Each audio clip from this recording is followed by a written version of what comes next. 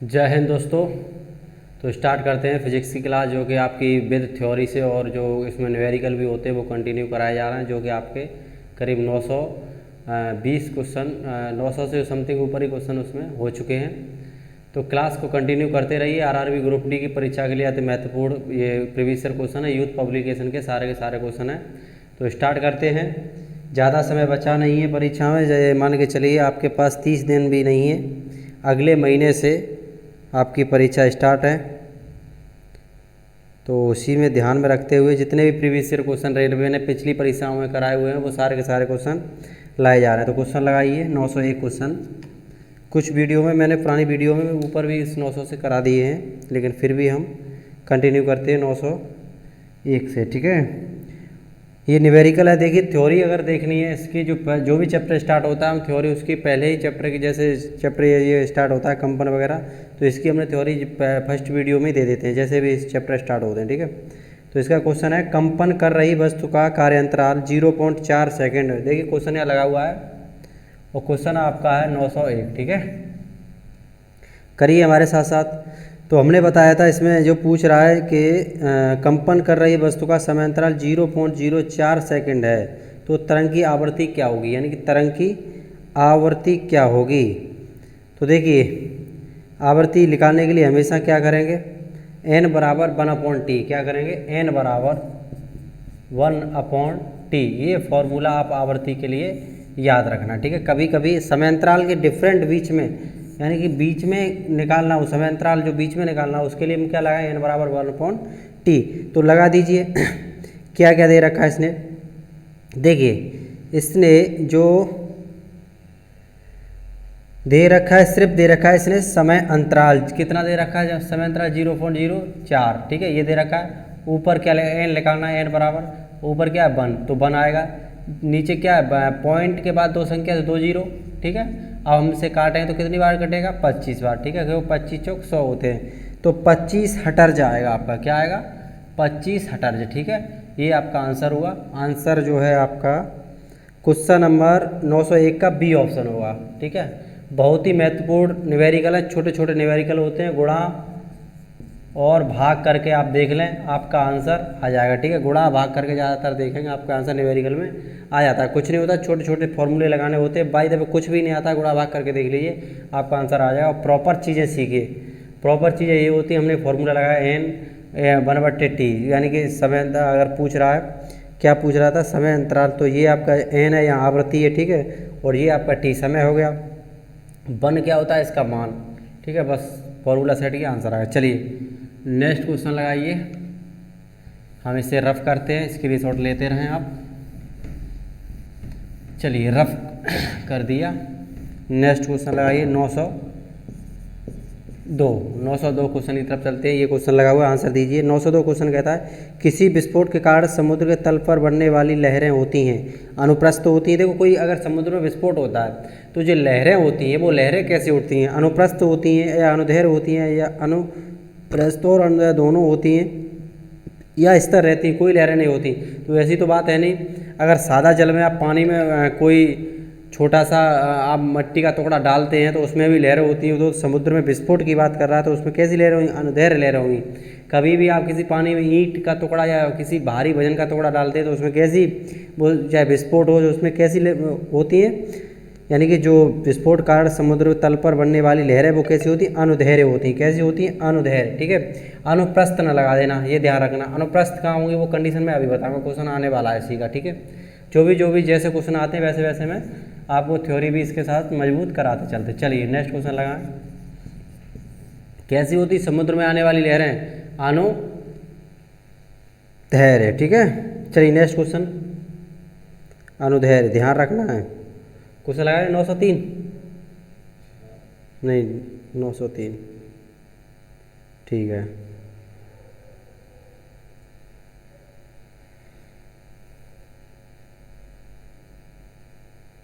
चलिए क्वेश्चन का आंसर दीजिए।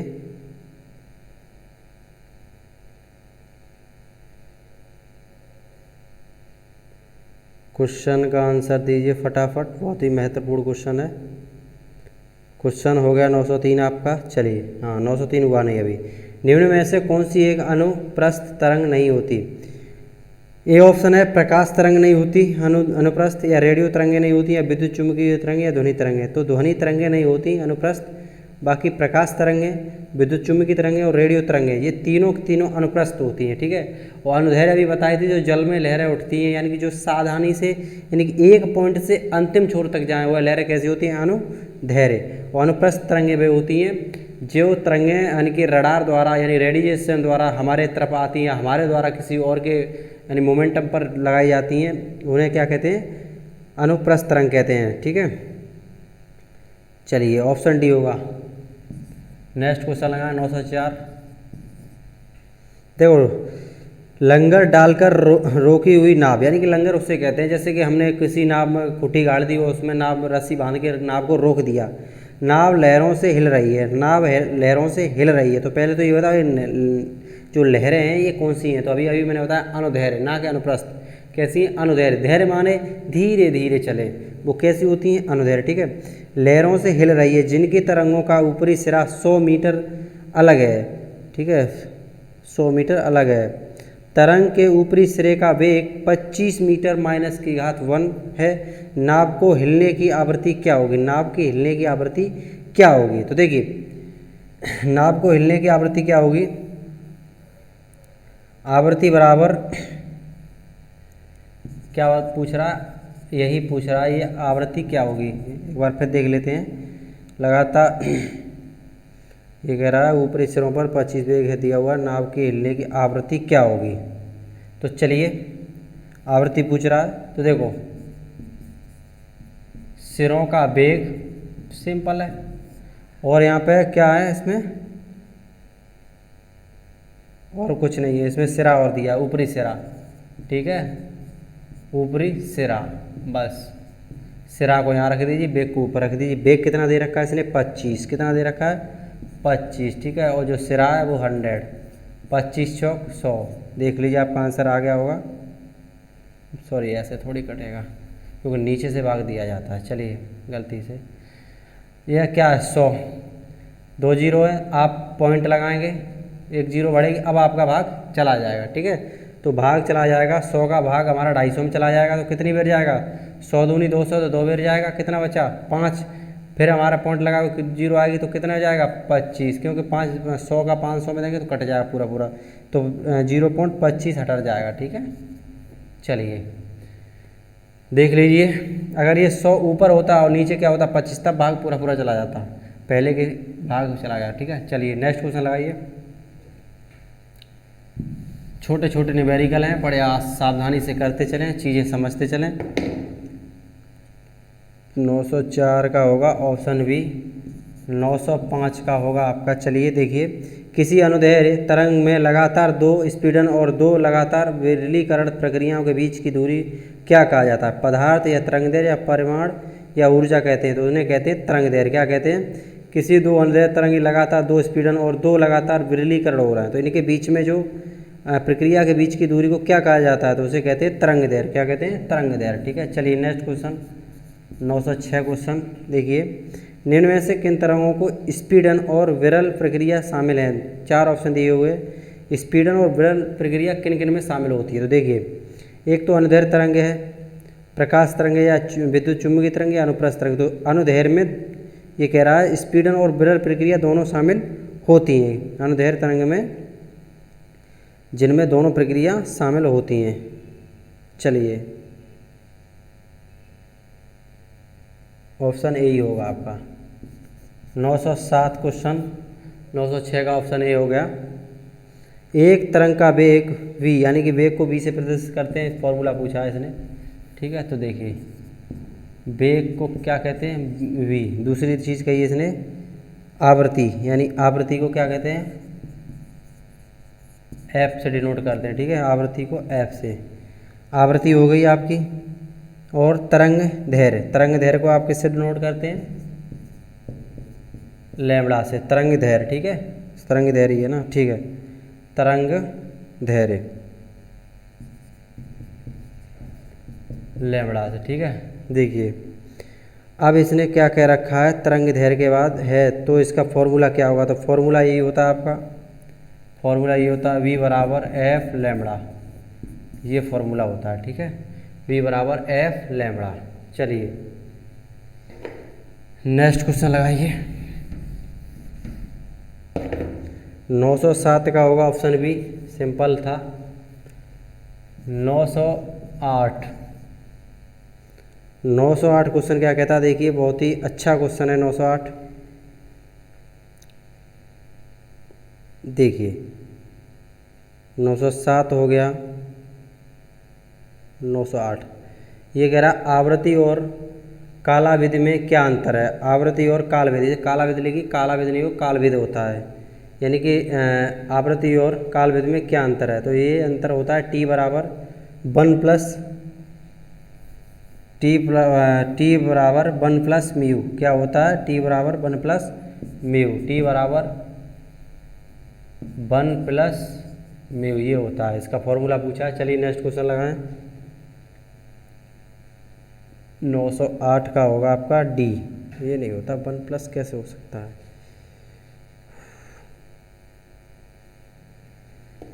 नौ सौ आठ क्वेश्चन लगाना एक बार बैक, 908 लगाओ। चलिए देखो 908 आवृत्ति और ये कह रहा काल विधि में क्या अंतर है, क्यों अंतर पूछ रहा है, तो टी बराबर 1/म्यू होता है। क्या होता है, टी बराबर 1/म्यू, ये होता है, ठीक है, उसमें कुछ मिस्टेक है। चलिए ऑप्शन डी लगाइए। Next question 909। देखिए एक माध्यम में एक ध्वनि तरंग की तरंग दैर्घ्य कितनी, जिसकी आवृत्ति 840 हर्ट्ज है और गति 380 मीटर पर सेकंड है। तो इसने पूछ रखा है कि इस न्यूमेरिकल में छोटी सी चीज़ पूछ रखी है, क्या पूछ रखी है, तरंग दैर्घ्य कितनी है, तरंग दैर्घ्य पूछ रहा है। तो लैम्बडा क्या होता है, तरंग दैर्घ्य किससे प्रदर्शित करते हैं, लैम्बडा से, आवृत्ति एन से, ठीक है। आवृत्ति देखो, आवृत्ति ध्यान रखना एफ से भी डिनोट करते हैं और एन से, ज़्यादातर यहाँ पूछेगा तो एन से ही डिनोट करते हैं, ठीक है। आवृत्ति किससे डिनोट करते हैं, एफ में, एन से। और जो लैम्बडा तरंग दैर्घ्य वो वी गति से, ठीक है, वी गति से। तो चलिए क्या पूछ रखा है इसने, तरंग दैर्घ्य कितनी है। तो लगाइए फॉर्मूला तरंग दैर्घ्य के लिए, लैम्बडा बराबर, चलिए क्या क्या वैल्यू दे रखी है इसने, एक माध्यम एक ध्वनि तरंग दैर्घ्य की कितनी है, जो कि जिसकी आवृत्ति 850 हर्ट्ज है, ठीक है। तो आपका लैम्बडा बराबर आवृत्ति, वो सॉरी आवृत्ति नहीं, गति बट्टे आवृत्ति होगा। लैम्बडा बराबर गति बट्टे क्या होगा, आवृत्ति। बस लगाइए, देखो गति कितनी दे रखी इसने, 380, आवृत्ति कितनी है 840, 0 से 0 कट गई, ऐसे काटें आप 4 2, वैसे काटेंगे 1 और 9, ठीक है। अब देख लीजिए कहाँ कट रहा है, ऑप्शन वाई। देखो अभी आपको पॉइंट लेना पड़ा क्योंकि संख्या छोटी है, तो यहाँ कितना हो जाएगा 90। तो 4 से हम काटते हैं, 4 चौक 16, तो 160 होगा, क्योंकि इधर 40 मान लेते, इधर 4 5 20, तो ज़्यादा हो जाएगा। 4 चौक 16, 4 बार। अब आप ऑप्शन में ढूंढ सकते हैं आंसर, कहीं ना कहीं आपको आंसर मिलेगा 909 का 0.45, पहला ही ऑप्शन है, ठीक है, तो और किसी में है नहीं। चलिए 0.45 पहला ही ऑप्शन है, ऑप्शन ए होगा। देख लीजिए सिंपल चीज़ है, टी, हाँ ये आपका फॉर्मूला था, आवृत्ति बराबर गति, तरंग दैर्घ्य बराबर गति बट्टे आवृत्ति। बस तरंग गति कितनी है 380, आवृत्ति कितनी है 400 840, बस क्या गया गुणा भाग हुआ और ये क्लियर हो गया। चलिए छोटे छोटे न्यूमेरिकल हैं,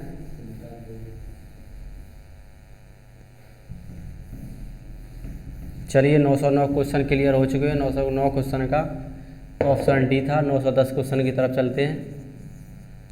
देखिए 910 क्वेश्चन है, तरंग लंबाई और आमतौर पर ग्रीक लेटर में दर्शाता है। तरंग लंबाई और आमतौर पर ग्रीक लेटर में क्या, ग्रीक भाषा में क्या दर्शाता है, तो ये लैम्बडा दर्शाता है। क्या कहते हैं, यानी कि लंबाई आमतौर पर ग्रीक लेटर में क्या समझाता है, लैम्बडा कहते हैं। तरंग लंबाई को क्या कहते हैं, लैम्बडा कहते हैं, ऑप्शन बी। चलिए नेक्स्ट क्वेश्चन जो तरंग लंबाई होती है उसे लैम्बडा कहते हैं, यानी तरंग दैर्घ्य कहते हैं। ग्रीक भाषा में उसे कहते हैं, क्या कहते हैं, लैम्बडा। ठीक है, चलिए निम्न में से कौन सा कथन ध्वनि तरंगों और प्रकाश तरंगों के बारे में सही है। 4 ऑप्शन दिए हुए हैं। ये कह रहा है ध्वनि यानी कि ध्वनि तरंगों और प्रकाश तरंगों के बारे में बिल्कुल सही दर्शाता है। दोनों अनुप्रस्थ तरंगें होती हैं या दोनों अनुदैर्घ्य तरंगें होती हैं, या ध्वनि तरंगें अनुप्रस्थ तरंगें होती हैं और प्रकाश तरंगें अनुदैर्घ्य होती हैं। तो और डी ऑप्शन कहता है ध्वनि तरंगें अनुदैर्घ्य होती हैं और प्रकाश तरंगें अनुप्रस्थ होती हैं। तो डी ऑप्शन की तरफ चलते हैं।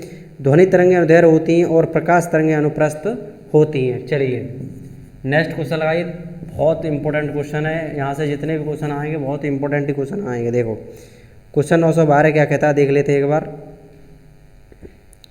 देखिए खाली जगह दी हुई है, क्वेश्चन लगाइए 912। देखिए ये खाली जगह दी हुई एक मात्रा में, एक मात्रा है जो एक तरंग की प्रकृति वर्णन नहीं करती। 4 ऑप्शन दिए हुए हैं, ऊंचाई या तरंगदैर्घ्य या तरंगति या आवृत्ति। तो कौन नहीं करती, ऊंचाई एक मात्रा में जो एक तरंग की प्रकृति पर वर्णन नहीं करती, यानी कि तरंग की जो प्रकृति होती है तरंग में कोई नो चेंज आएगा ऊंचाई पर। ठीक है, तो क्या नहीं करती, ऊंचाई। तो ऑप्शन ए में दे रखा है ऊंचाई, लगाइए। चलिए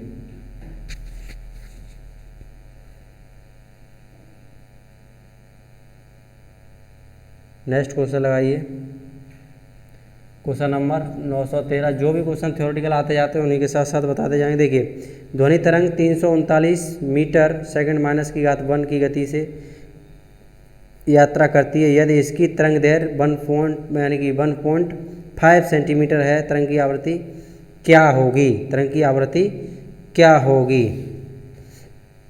very simple simple simple question है। इसने दे रखा है 1.5, 339 को आप चेंज करें, क्या दे रहा है, मीटर में दे रखा है, ये सेंटीमीटर में दे रखा है। ठीक है, किस में दे रखा है इसने,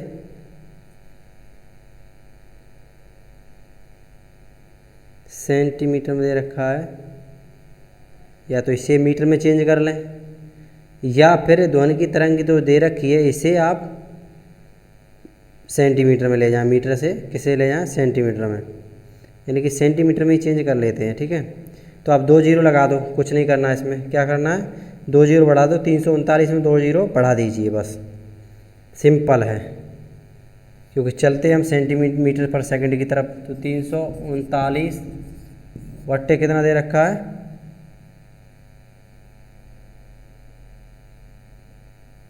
एक सेकंड रुकिए, अभी मैं ढंग से बताता हूँ, इसे करिए तब तक।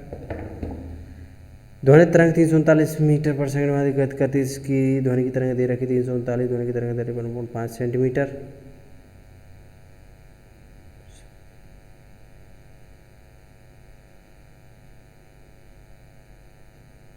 ठीक है, जो भी चीज़ है एकदम क्लियर है। चलिए कुछ नहीं, 100 का गुणा करिए आप, बिल्कुल, और कुछ होने को है भी नहीं। मैं शॉर्टकट ढूंढ रहा था, इसकी कोई शॉर्टकट नहीं है। ठीक है, आवृत्ति बराबर 339 ही है। आप यहाँ चाहें तो ऐसे करके लिख सकते हैं, 100 का गुणा बट्टे 1.5। अब देखिए सीधा सीधा आप करेंगे, पॉइंट काटेंगे तो 1 जीरो बढ़ेगी कि नहीं बढ़ेगी, तो आप ऊपर करेंगे तो 339 00 1.5। आप कैलकुलेट करिए यहाँ पे कैसे कैसे कटेगा। और कोई वैल्यू इसने दे नहीं रखी है। ठीक है, और कोई वैल्यू दे नहीं रखी। तो देखो 15 से हम काटेंगे तो कहीं ना कहीं 15 दूनी 30, 15 30 45, 3 बार जाएगा, तो कितने बार जाएगा, 2 बार। ठीक है, पॉइंट लगा के, पॉइंट तो उसमें लगा है। ठीक है, सीधे सीधे काट सकते हैं, जीरो कट जाए, पॉइंट से जीरो बढ़ेगी, जीरो आप सीधे सीधे बढ़ा सकते हैं, आप चाहें यहाँ भी जीरो बढ़ा सकते हैं। ठीक है, अब देखिए कितना होगा, 15 दूनी 30, फिर काटेंगे 2 बार जाएगा, 15 दूनी 30। ठीक है, और फिर काटेंगे 5 15 छिके 90। अब ऑप्शन देख लीजिए, 3 संख्या निकालते ही आप ऑप्शन देख लीजिए, 226 226 तीनों ऑप्शन में आ रहा है। बाकी और भी करना होगा। तो कितना बचा, 2 जीरो बस, क्योंकि एक तो इससे कट गई, 15 छिके 90, 2 जीरो बची, 2 जीरो आ गई है। अब आप ऑप्शन में देख लीजिए, अब भी कुछ बचा ही होगा क्या, अब कुछ नहीं बचा, लगाइए। चलिए ये आपका आंसर आ गया 22,600। ठीक है, 18 डी ऑप्शन होगा। 913। कोई क्वेश्चन बिल्कुल सिंपल है, सेंटीमीटर में चेंज करना। अगर मीटर में चाहो तो फिर मीटर में दोनों को चेंज करें, और सेंटीमीटर में चाहें तो सेंटीमीटर में दोनों को रखें, ठीक है। यूनिट के हिसाब से हम गुणा भाग करते हैं, ये नहीं कि मीटर को उसमें किलोमीटर में ऐसी चीज़ें देखनी पड़ती हैं। तो चलिए नेक्स्ट क्वेश्चन लगाएं। कुछ है नहीं, आवृत्ति बराबर, फटाफट हमने किया। वही फॉर्मूला था आपका, आवृत्ति मैंने पहले बताया था। आवृत्ति बराबर अभी बताया 1/T, ये फॉर्मूला था। जो भी समय होता है वो नीचे, फटाफट हमने कर दिया उससे। चलिए नेक्स्ट क्वेश्चन लगाएं। Question number 914।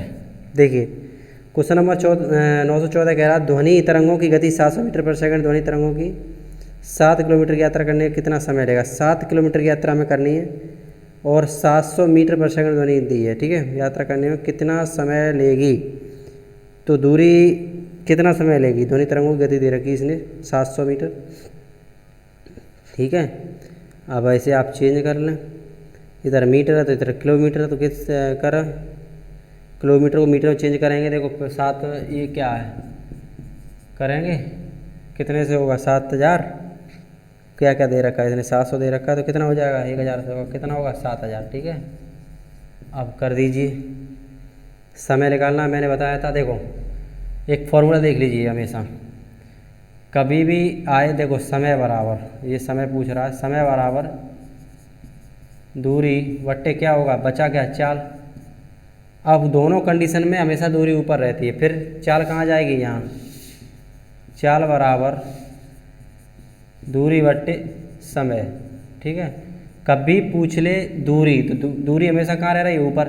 दूरी हमेशा ऊपर रहती है, समय पूछेगा तब भी दूरी ऊपर, चाल पूछेगा तब भी दूरी ऊपर, और समय नीचे आ जाएगा चाल के लिए, और समय के लिए चाल नीचे आ जाएगी। लेकिन कभी कभार दूरी पूछता है तो दूरी बराबर समय इंटू बचा क्या? चाल, दोनों का गुणा, ठीक है। ये फॉर्मूला याद रखें। तो पूछा क्या इसने? समय पूछा है, तो समय के लिए क्या लगा देंगे? समय के लिए ये फॉर्मूला लगाएंगे, ठीक है। ये हटाएंगे हम, चलो, ठीक है। अब देखो दूरी कितनी दे रखी है? 7000 क्या मीटर, क्योंकि मीटर में हमने चेंज कर ली है। और इसने जो दे रखा है हमें, कितना समय दे रखा है? 10 सेकेंड। बहुत सिंपल, 0 से 0 बट कितना आ जाएगा? 700, सॉरी 10 सेकेंड में नहीं, 10 नहीं, देखिए 700 मीटर, 700 मीटर चाल दे रखी है, 700 मीटर पर सेकंड। 0 और 7 दाई 70, 10 सेकेंड आएगा। आंसर तो सही आ रहा था, 10 सेकेंड, ठीक है। देख लीजिए बिल्कुल सिंपल न्यूमेरिकल है, और बहुत ही कुछ सेकंडों में न्यूमेरिकल होंगे, ज़्यादा 10 सेकंड भी नहीं लगेंगे, मन ही मन में कर सकते हैं। चलिए नेक्स्ट क्वेश्चन लगाएं। क्वेश्चन 914 का जो है आपका ऑप्शन ए होगा। क्वेश्चन नंबर 915 लगाएं। देखिए क्वेश्चन नंबर 915 क्या कहता है? किसी ध्वनि तरंग की आवृत्ति v और आवृत्ति काल t के बीच का संबंध दर्शाता है। तो ऑप्शन आपका जो है n बराबर 1/T, ठीक है। क्या होगा? आवृत्ति यानी कि n बराबर 1/T, सी ऑप्शन होगा। चलिए नेक्स्ट क्वेश्चन लगाइए 916। देखिए यदि किसी 916 यदि किसी तरंग की आवृत्ति दोगुनी हो जाती है तो उसकी तरंग दैर्घ्य क्या होगी? मूल का 3 गुना हो जाएगी, मूल का 2 गुना हो जाएगी, या मूल का 1/3 या मूल का आधा। तो क्या हो जाती है? मूल का आधा। ऑप्शन डी लगाइए फटाफट। चलिए फटाफट चलिए, बिना देरी के साथ दौड़ते चलिए। ये अंतिम युद्ध की तैयारी है, 4 साल की परीक्षा का ये आपका अंतिम परिणाम होगा कि कैसा रहा संघर्ष। ये 2 क्रमिक शीर्षों के बीच की दूरी L है, तो उनकी तरंग दैर्घ्य को व्यक्त किया जा सकता है। तो कहाँ किया जाए? L से ही व्यक्त करेंगे। कोई बीच में अगर दूरी L है, अगर 20 मीटर है तो किससे व्यक्त करेंगे? 20 मीटर से। 20 किलोमीटर है तो 20 किलोमीटर तो L होगा। क्या होगा? L। तो लगाइए ऑप्शन L। ऑप्शन L नहीं होगा, ऑप्शन जो होगा आपका डी होगा। चलिए नेक्स्ट क्वेश्चन लगाइए फटाफट। Question number 918। देखिए बहुत सिंपल क्वेश्चन है। 918, रेडियो द्वारा उत्पन्न ध्वनि कौन सी? रेडियो द्वारा कौन सी होती है? आयाम बढ़ते हैं, आयाम बढ़ने से बढ़ती हैं। देखो रेडियो द्वारा उत्पन्न ध्वनि आयाम बढ़ने से क्या होती हैं? बढ़ती हैं, बिल्कुल। चलिए नेक्स्ट क्वेश्चन लगाइए। आयाम था आपका ए ऑप्शन, ठीक है। 918 का क्वेश्चन। 919 की तरफ चलते हैं। देखिए बहुत इंपॉर्टेंट क्वेश्चन है। किसी माध्यम में एक कण 2.5 सेकंड में 40 कंपन पूर्णतः करता है तो तरंग आवृत्ति क्या होगी। आवृत्ति फिर पूछ लिया, मैंने बताया था आवृत्ति को किससे डिनोट करते हैं, एन से। आवृत्ति को किससे डिनोट करते हैं, एन से। और 1/T लगा दीजिए फॉर्मूला, बिल्कुल सिंपल है, इसे को आप होमवर्क में करिए और गुणा भाग करना कुछ नहीं। चलिए नेक्स्ट क्वेश्चन लगाइए 920। इसे कमेंट सेक्शन में कमेंट करके डालें ताकि पता चले आप प्रैक्टिस कर रहे हैं या नहीं कर रहे हैं। तरंग चाल, आयाम, तरंग दैर्घ्य और आवृत्ति सभी को कहा जाता है क्या कहते हैं, तरंग के रासायनिक गुण, तरंग की विशेषताएं या तरंग के घटक या तरंग के कार्य। तो इसे कहते हैं तरंग की विशेषताएं। क्या कहते हैं, तरंग की विशेषताएं, ऑप्शन बी। चलिए नेक्स्ट क्वेश्चन लगाइए। एक ध्वनि स्रोत 400 हर्ट्ज आवृत्ति में 2.5 सेकंड, वेरी सिंपल। तरंग भेजता है ध्वनि की तरंगों के, very very very simple question, बहुत कुछ है ही नहीं इसमें, क्या है, कुछ है ही नहीं। ठीक है, तो क्या ध्वनि की चाल करवा रहा है ना, ध्वनि की चाल पूछ रहा है तो आप इसका दोनों गुणा कर दीजिए, बस कुछ नहीं होगा। क्या होगा, दोनों का गुणा कर दीजिए बस। देखिए कभी ध्वनि की चाल पूछे तो देखो एक चीज़ याद रखना, ध्वनि की चाल पूछे तो एन ढंग से बना, एन लैम्बडा, बस जो आवृत्ति होती है और तरंग दैर्घ्य होती है दोनों का गुणा हो जाता है। ठीक है, बेग पूछे ध्वनि यानी कि चाल क्या है, बेग, चाल बेग, जब बेग पूछ रहा तो एन यानी कि क्या है, आवृत्ति, और एल क्या है, वो लैम्बडा यानी तरंग दैर्घ्य, दोनों का क्या हो जाएगा गुणा। क्वेश्चन नंबर 920 है। ठीक है, बहुत सिंपल क्वेश्चन है, बहुत ही आंख मीच के आप कर सकते हैं। 400 दे रखा, क्या दे रखा उसने, 400 जो आपका दे रखा है आवृत्ति, और जो भी आपकी तरंग दैर्घ्य कितनी दे रखी, 2.5 पॉइंट गुणा में क्या हो जाएगा, कट जाएगा पॉइंट, तो 25 चौक कितने होते हैं, 100। आगे आपका आंसर, चलिए कौन सा है आंसर इसमें, 920 है, 920 होगा आपका 1000 मीटर पर सेकंड। ठीक है, चलिए आंसर जो है आ गया है, आप लगा लेना 1000 मीटर पर सेकंड, जो भी ऑप्शन हो आप क्लिक करना, ऑप्शन सी होगा। ठीक है, ओहो 921 है, 921, चलिए 921, 920 नहीं था, 921 लगा दिया 921। तुम क्वेश्चन बस लगा दो 921 मैंने क्वेश्चन ये बता दिया है। ठीक है, फिर बता देते हैं 921 था आवृत्ति एन होती है 1/T। ठीक है, और यहाँ क्या, वो तो पहले क्वेश्चन का था, जो अभी क्वेश्चन कराया उसका था बी, यानी कि बेग बराबर एन लैम्बडा, एन क्या होगा, आवृत्ति होगी। ठीक है, और ये आपकी जो लैम्बडा क्या होगा, तरंग दैर्घ्य, और बी यानी बेग को पूछ रहा था, 400 × 2.5 क्या हो जाएगा, 25 चौक 100, दो जो जीरो आ जाएंगी। ठीक है, 25 चौक 100, एक जीरो से जीरो कटिए, एक जीरो ही आ जाएगी, तो कितना हो जाएगा 1000 मीटर पर सेकंड। चलिए नेक्स्ट क्वेश्चन की तरफ चलते हैं दौड़ के। Question number 922। ठीक है, क्वेश्चन नंबर 922, तरंग का आयाम होता है तो क्या होता है तरंग का आयाम, माध्यम के कणों द्वारा माध्यम स्थान की किसी भी तय की गई अधिकतम दूरी। बिल्कुल तरंग का आयाम होता है, ऑप्शन बी होगा करेक्ट आपका, क्योंकि सीधा मेरा आंसर पर जिसमें बिंदु पर जो कह रखा है कणों द्वारा स्थान पर किसी भी तय की गई दूरी होती है। ठीक है, अधिक दूरी। ठीक है, ऑप्शन बी को क्लिक करिए, तरंग का आयाम पूछ रखा था, ऑप्शन बी होगा। 923 की तरफ चलते हैं। देखो सिंपल क्वेश्चन है, इनमें कुछ है नहीं ज़्यादा बताने को, इसलिए डायरेक्ट जो भी क्वेश्चन है उन्हें पढ़िए, समझ ली। मैंने समझाने को पहले वीडियो करा रखी है, उन्हें देख लेना, बहुत चीज़ें डीप तो मैं समझाता हूँ हर वीडियो में। 923, एक स्रोत तरंग से 0.3 सेकंड यानी में 40 शिखर क्रेस्ट यानी कि और 40 गर्भ बनते हैं। तरंग की आवृत्ति ज्ञात करें। क्या करें, आवृत्ति ज्ञात करें। वेरी वेरी सिंपल क्वेश्चन है, वेरी वेरी सिंपल क्वेश्चन है। आवृत्ति के लिए क्या बताया था, कितने शिखर बनते हैं इसमें, जो भी है आपका 0.3 सेकंड। तो आपको अभी मैंने बताया आवृत्ति बराबर, तो लगा लीजिए आवृत्ति बराबर क्या होता है, आवृत्ति बराबर अभी बताया था 1/T। समय कहाँ आएगा, नीचे, ऊपर क्या है वैल्यू, जो भी मान आएंगे, देखिए ऊपर वैल्यू है आपकी 40। ठीक है, और समय कितना दे रखा है 0.3, पॉइंट कटेगा ऊपर जीरो आएगी तो कितना हो गया 400/3, बस गुणा भाग कर लीजिए, कुछ नहीं है। ठीक है, 3 × 3 और आपका जाएगा कितना बचा, 3 × 3 बचा, 3 × 9 और 3 × 9, 3 × 9 देख लीजिए 133 पॉइंट कुछ आएगा, कहीं पे देखना। एक ही ऑप्शन है सी ऑप्शन 133.33 आएगा। ठीक है, चलिए नेक्स्ट क्वेश्चन लगाइए, सी ऑप्शन हुआ 224। देखिए, आवृत्ति में प्रकट की जाती हैं और दर्शाता है कि घटना की प्रति सेकंड दोहराई जाती है। तो किस में? हर्ट्ज में। किस में दोहराई जाती है? हर्ट्ज में। जो आपका डी ऑप्शन है। देखिए मैं एक बार समझा देता हूँ। आवृत्ति में प्रकट की जाती हैं और दर्शाता है, खाली जगह दे रखी है इसने, घटना प्रति सेकंड दोहराई जाती हैं।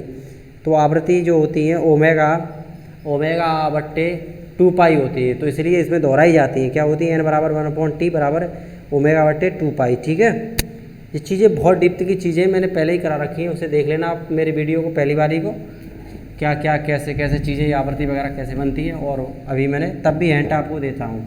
225 क्वेश्चन नंबर 225 देखिए, ध्वनि के संचरण के दौरान माध्यम में कणों के उच्च घनत्व का क्षेत्र कहलाता है। तो क्या कहलाता है? स्पीडन। क्या कहलाता है? स्पीडन। नेक्स्ट क्वेश्चन लगाइए 226 क्वेश्चन, मोस्ट इंपोर्टेंट क्वेश्चन। यदि एक सुरंग और इसके क्रमागत गर्त के मध्य दूरी है तो तरंग दैर्घ्य होगी, क्या होगी? 2L। क्या होगी? 2L होगी। कितनी होगी? 2L। चलिए ऑप्शन बी। देखिए इसमें क्वेश्चन में कुछ ज़्यादा है नहीं चीज़ें बताने के लिए। अगर ज़्यादा डीप्थ में जाएंगे छोटे छोटे क्वेश्चनों के लिए तो आपको बहुत परेशान करके रख देंगे ये क्वेश्चन। ठीक है, ताकि कुछ क्वेश्चन याद करें, दिमाग पर टच करें, बस इतना ही काफ़ी है। समय बहुत कम है, ये ध्यान रखना। और भी पॉसिबल होगा क्लासेज जो मुझे लगती है कि क्लासेज डीप्थ में ले जाने लायक हैं, उन क्लासों को मैं स्पेशल क्लास बना के आपको डाल दूँगा। ठीक है, आप वहाँ से तैयार करते रहें। चलिए नेक्स्ट क्वेश्चन लगाइए, क्वेश्चन नंबर 228। देखिए, एक स्रोत 0.4 सेकंड सिंपल है, वही आप लगाना 20 सेकंड से मिलता है तो तरंग की गिरफ्तार बिल्कुल सिंपल है भी। आप इसमें कर सकते हैं आवृत्ति बराबर 1/t, यानी समय दे रखा तो कितना 20 0 पॉइंट कितना है 4 और तो कुछ है नहीं। ठीक है, पॉइंट काटे 0 बड़े कितना आ गया 4 पंजे 20 0 50 हर्ट्ज। ठीक है, डायरेक्ट आपका आंसर आया 50 hertz. 50 hertz. Option B. Option D. Option B नहीं बचुआ, ऑप्शन डी। 27 का जो होगा ऑप्शन ए होगा। ठीक है, दोनों क्लियर। 228 का ऑप्शन डी। नेक्स्ट क्वेश्चन लगाइए, क्वेश्चन होगा आपका 229 क्वेश्चन, मोस्ट इंपोर्टेंट क्वेश्चन है। देखिए 50 हर्ट्ज बिल्कुल क्या इंपॉर्टेंट है, बिल्कुल सिंपल है, बिल्कुल सिंपल है। लैम्बडा बराबर इसमें देखो 50 हर्ट्ज आवृत्ति का स्रोत 0.60 सेकंड की तरंग दैर्घ्य उत्सर्जित करता है, तो 600 मीटर की दूरी तय करने में कितना समय लगेगा? कितना समय लगेगा? तो आप समय बता दीजिए। दिया है n बराबर, तो उसने दे दिया है, सारी चीज़ें दे रखी हैं। n बराबर 500, ठीक है, और l यानी कि तरंग दैर्घ्य भी दे रखी है, आवृत्ति भी दे रखी है, v यानी कि समय ये पूछ रहा है, समय पूछ रहा है, तो आप कर सकते हैं, कर लीजिए।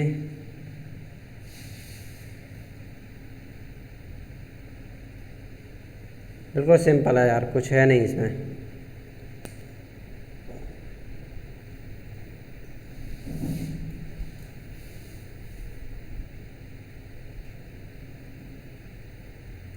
छः सौ और दे रखा है ना, बिल्कुल दे रखा है। चलो मैं करा देता हूँ, ये लगेगा आपको। चलिए चलो मैं करा देता हूँ। n बराबर 500, ठीक है, यानी 500 हर्ट्ज में लिख देते हैं। और दूसरी वैल्यू दे रखी है लैम्बडा, कितना दे रखा है 0.4 मीटर, ठीक है। अब देखो क्या पूछ रहा है, तो इसने पूछा है जो हमें, तो निकाल लीजिए पहले तो, यानी कि v निकाल लीजिए, बेग निकालना पड़ेगा। क्या निकालना पड़ेगा? बेग। तो v के लिए क्या हमने बताया था, n इंटू लैम्बडा, और n इंटू लैम्बडा दोनों वैल्यू रखी, तो यहाँ से सीधा सीधा गुणा कर दें या फिर गुणा करके बताएं। तो फिर यहाँ सीधा सीधा गुणा करेंगे तो 15 चौक 60, 0 पॉइंट कटेगा 600, क्या आ जाएगा आपका 600। अब क्या बचा है? कुछ नहीं, 600, ठीक, बिल्कुल 600, ठीक है, 600 मीटर। अब दूसरी वैल्यू यानी कि d बराबर 600 मीटर आ गया, ठीक है, यानी दूरी हमारी निकल के आ कितनी आ गई 600 मीटर। सीधे सीधे v बराबर यानी बेग n इंटू लैम्बडा, दोनों चीज़ों को गुणा कर दिया तो हमारी दूरी लेकर के आ गई 600। और दूरी जब लेकर के आ गई तो समय के लिए मैंने फॉर्मूला बताया था आपको, समय बराबर, कभी समय पूछे तो दूरी हमेशा कहाँ रखेंगे, ऊपर, और चाल कहाँ रखेंगे, नीचे। ध्यान रखना दूरी दोनों कंडीशन में ऊपर रहती है, चाल यहाँ आ जाएगी तब भी समय नीचे आ जाएगा और दूरी कहाँ ऊपर रहेगी। तो दूरी हमें कितनी दे रखी है 600, चाल कितनी दे रखी है उसने 200। आप फटाफट कर सकते हैं, 0 से 0, 2 3, 2 3 6। आपका 3 सेकंड आंसर होगा, आपका 3 सेकंड आंसर होगा, ठीक है। नेक्स्ट क्वेश्चन लगा दीजिए फटाफट, स्क्रीनशॉट लेते चलें। बहुत ही अच्छे न्यूमेरिकल है, आसान न्यूमेरिकल है। 230 की तरफ चलते हैं। बेहतरीन क्वेश्चन है जो कि हमारा आज के सेशन का अभी क्वेश्चन है आज के सेशन में। और भी एक तरंग के गर्त की गहराई को इसका खाली जगह कहा जाता है तो क्या कहते हैं, आयाम कहते हैं। तरंग की गहराई जो होती है उसे क्या कहते हैं, आयाम कहते हैं। तरंग की गहराई की गर्त को क्या कहते हैं, आयाम कहते हैं, ठीक है। चलिए नेक्स्ट क्वेश्चन लगाइए 900। अभी 9 ही बना रहे हैं कि ये 2 बना हमसे, सब 900 सीरीज चल रही है, लग रहा है आपको 2। 931 की तरफ चलते हैं, ठीक है। चलिए,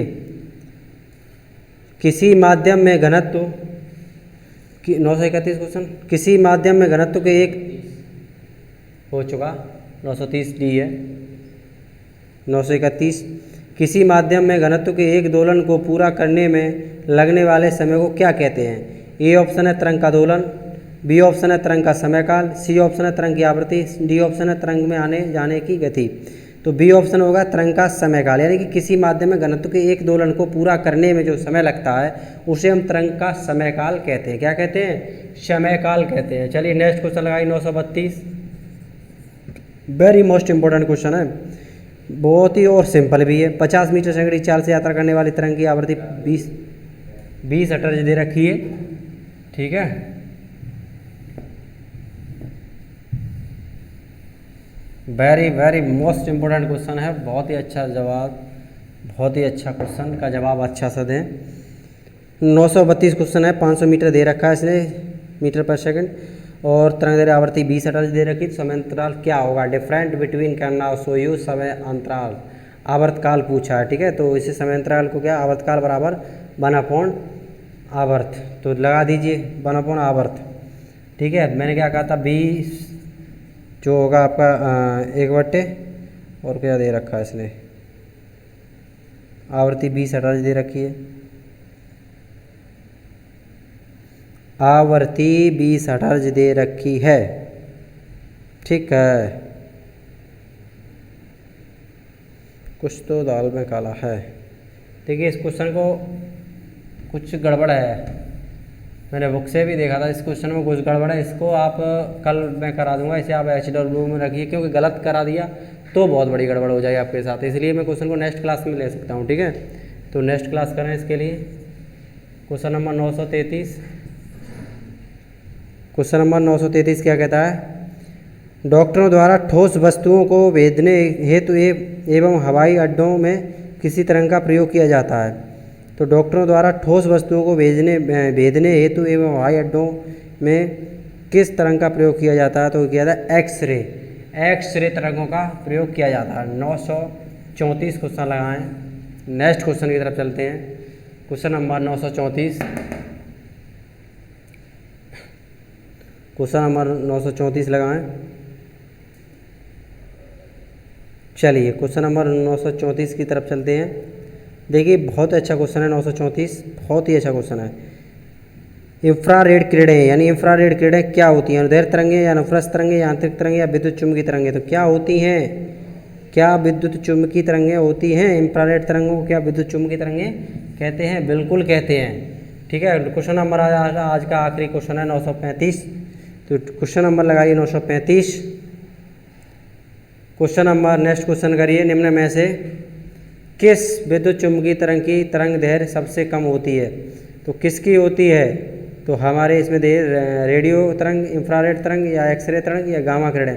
तो सबसे जो चुम्बकीय तरंग कम होती, तरंग दैर्घ्य सबसे कम होती है वो गामा किरणों की होती है। किसकी होती है, गामा किरणों की। ये हमेशा याद रखना कि गामा किरणें वाला क्वेश्चन बहुत बार आया हुआ है, ठीक है।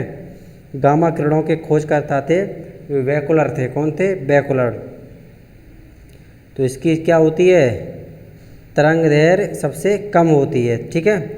तो देखिए, और नेक्स्ट क्वेश्चन है क्या होगा, हैं क्लियर? 36 है। देखिए 936 की तरफ चलते हैं।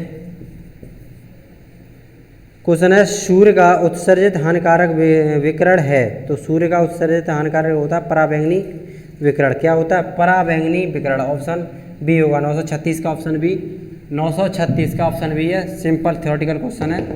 937 की तरफ चलते हैं। मोस्ट इंपोर्टेंट क्वेश्चन, निम्न में से कौन सा किसी ध्वनि तरंग के प्रति इकाई समय में किए गए दोलनों की संख्या है? तो क्या है? आवृत्ति।